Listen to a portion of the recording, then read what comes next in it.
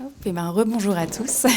Du coup, voilà, nous, on va vous présenter donc ce projet sur le vieillissement dans les maladies rares, qui est du coup porté notamment par Marie-Noël, qui est là juste derrière moi, et voilà, sur lequel l'ensemble du réseau Génopsy et des CLAD du coup participe. Cette recherche-là, du coup, s'appelle la caractérisation du vieillissement cognitif dans les maladies rares du neurodéveloppement, approche pluriprofessionnelle et participative. L'idée de cette recherche, c'est qu'en fait, on a recueilli plusieurs commentaires de patients et de familles qui nous questionnaient voilà, sur le devenir des patients au moment du vieillissement, au niveau des transitions, on va dire, un peu plus poussé dans l'âge de la vie.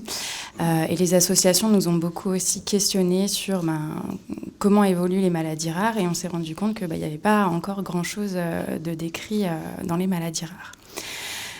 Pourquoi ça nous semblait important, c'est que du coup, dans la plupart des maladies rares, on va retrouver des handicaps cognitifs qui peuvent être bien décrits, mais plutôt sur le plan neurodéveloppemental. Et du coup, comme je vous le disais, pas trop au niveau de comment ça va continuer au niveau du vieillissement. Les maladies rares, elles vont concerner 8 à 10% de la population mondiale, donc on n'est finalement pas sur quelque chose de si rare que ça. Donc ça nous semblait vraiment important de nous pencher dessus. Et notamment parce que le handicap cognitif, les maladies rares vont impacter du coup la qualité de vie de la personne, et ces personnes peuvent, comme tout à chacun, réagir avec des comportements qui vont pas forcément toujours être adaptés. Ça peut entraîner une certaine anxiété, une certaine baisse de la qualité de vie de manière générale. Donc au niveau de la littérature aujourd'hui, ce qu'on a retrouvé dans le vieillissement au niveau des maladies rares, c'est quelques vulnérabilités au niveau syndrome démentiel. Donc Caroline l'a expliqué un petit peu tout à l'heure, mais notamment au niveau de la trisomie 21, une évolution vers des maladies d'Alzheimer. Il y a certaines études aussi qui ont un peu décrit l'évolution dans notamment la microdélétion 22q1.2, avec un vieillissement cognitif qui va être expliqué, mais de manière encore assez partielle. Et de manière générale, finalement, quand on élargit un petit peu, le vieillissement reste encore assez peu décrit. Donc là, l'objectif de cette étude, ça va vraiment être d'essayer de caractériser au mieux l'évolution cognitive d'adultes qui sont porteurs de maladies rares. Donc du coup, on va essayer de décrire un petit peu plus ce vieillissement.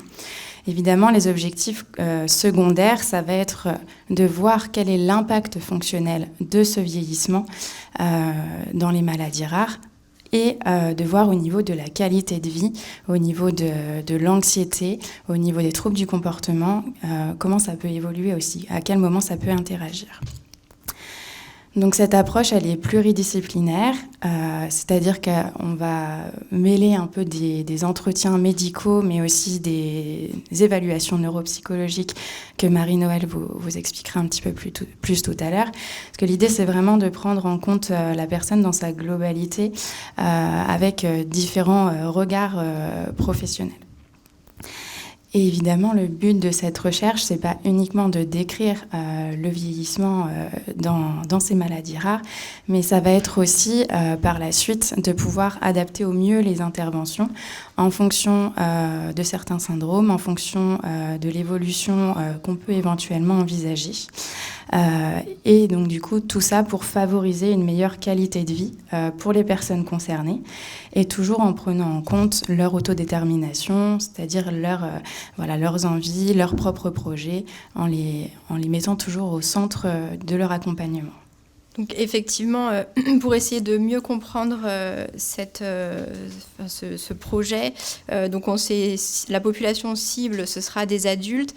Alors la tranche d'âge a beaucoup fait débat, question, tant avec nos collègues qu'avec les familles, parce que hier on était à une journée pluridisciplinaire de la filière Anne Girard et il y avait Stéphanie Millot de Montpellier qui reprenait justement cette question de à partir de quand on considère qu'on rentre dans la gériatrie.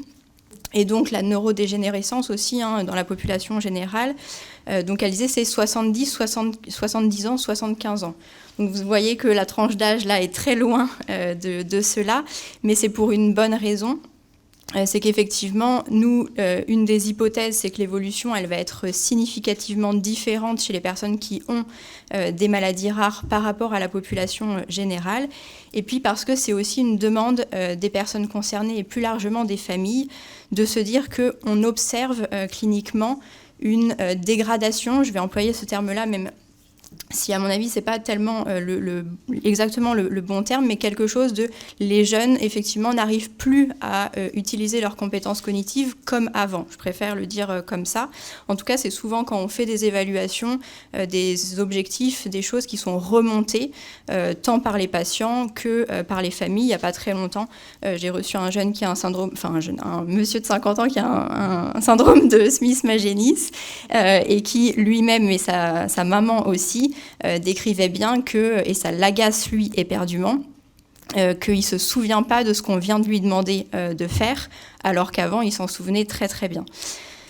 Donc c'est pour cette raison qu'on a finalement décidé de prendre la tranche d'âge 35-55 ans pour aussi s'intéresser effectivement, alors pas à la transition enfant-adulte, mais aux adultes finalement assez précocement.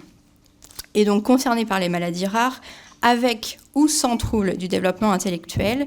Et on a ciblé 3 maladies rares spécifiquement. La microdélétion 22q1.2, comme Jenny le disait, il y a quelques descriptions dans la littérature, mais pas suffisamment à notre sens. Donc on va essayer d'aller un petit peu plus loin dans cette description.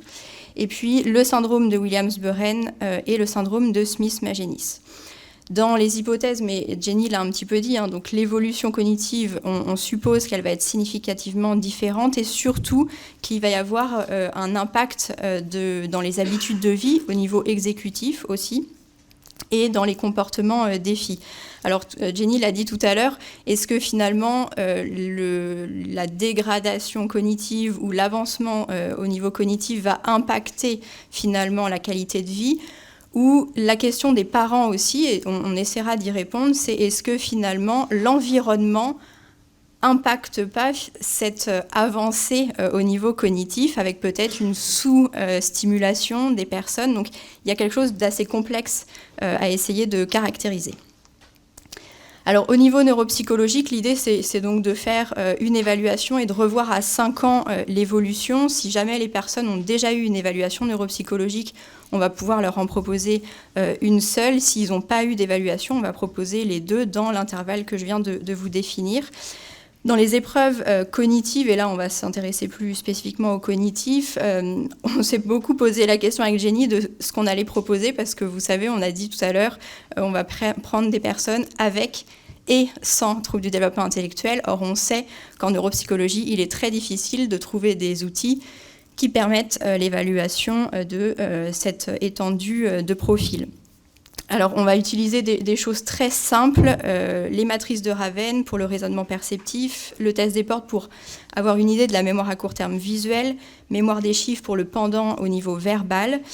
Pour avoir une mesure de la mémoire épisodique, on va utiliser le Cued Recall Test qui est très utilisé chez les personnes qui ont un trouble du développement intellectuel. Et grâce à des échanges avec nos collègues de l'Institut Jérôme Lejeune, on va pouvoir utiliser la CAMCOG-2 avec son pendant CAMDEX2, qui est un hétéro-questionnaire avec les aidants, qui est une batterie qui est spécialisée dans l'évaluation justement des fonctions cognitives chez les personnes qui ont un trouble du développement intellectuel et qui potentiellement pourraient avoir une démence. Et le pendant de l'épreuve cognitive, c'est qu'on l'a dit, on s'intéresse aussi au comportement des filles, à l'agressivité, à la qualité de vie et à l'anxiété. Donc on va utiliser différents questionnaires, l'ABC, la MAVI, la BRIF et la HAD. Cette étude, alors Laurence, tu l'as dit, c'est un projet qui est soutenu par la filière Handirart au niveau financier, qui va être promu par la DRCI du Vinatier à Lyon. Elle est tout à fait en phase avec le PNMR 4, qui encourage vraiment à travailler sur cette transition vers le vieillissement dans les maladies rares. Il faut qu'on s'y intéresse. Et on a fait une petite étude de faisabilité grâce à une extraction de la BNDMR. Et donc, on voit avec les chiffres des maladies rares qu'on a sélectionnées, je vais dire, qu'effectivement, on a une certaine cohorte et donc on a une possibilité, dans la tranche d'âge requis, de pouvoir proposer à un certain nombre de personnes cette étude. On a travaillé et on continuera à travailler avec les personnes concernées et les associations de patients. L'idée, c'est de pouvoir débuter les inclusions dès qu'on aura l'accord du CPP qui est en cours. Et pour terminer, peut-être simplement l'enjeu du recrutement, parce que c'est un projet qui se veut national, et donc de pouvoir finalement créer un réseau, un maillage avec les CLAD effectivement de la filière Handirart et les centres du réseau Génopsy, en essayant d'activer un réseau un petit peu de centres recruteurs, donc qui pourraient rencontrer les personnes et puis faire les évaluations plus médicales, comme Jenny pouvait le dire. Et puis pour le côté neuropsychologie, puisqu'on n'a malheureusement pas de neuropsychologue partout dans tous les centres, pouvoir permettre à la personne de se déplacer uniquement pour cette étape-là, puisque toutes les échelles peuvent aussi se faire en visio, ce qui facilite quand même les choses. Donc c'est un très beau projet qu'on a hâte de commencer et on sera très heureuse de pouvoir venir vous présenter des premiers résultats dès que possible.